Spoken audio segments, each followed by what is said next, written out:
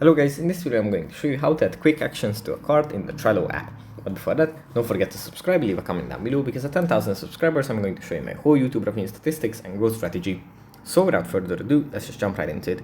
First you have to open up the Trello app. And here it opens up in the boards, where we have our boards based on the workspaces that we have. From here we have to select the board that we want to edit, like this. Then we have to tap on a card in the board. And here under the card's name, we find quick actions. And here we can select from these three ones. We can add a checklist, for example, and we can add some items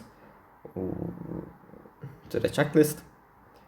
1, 2, 3, like this, and then just tap on OK and save it like that.